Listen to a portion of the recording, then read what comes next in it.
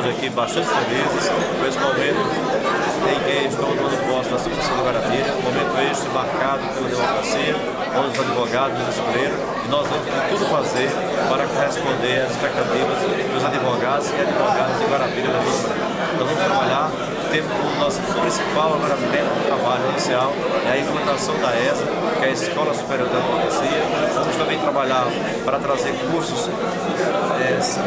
mensais de atualização para os advogados e vamos juntos defender aqui os direitos humanos. Vamos fazer parcerias com a FB, com a Diocese, para que possamos aqui em Guarabira criar parcerias OAB e instituições, fazendo com que a OAB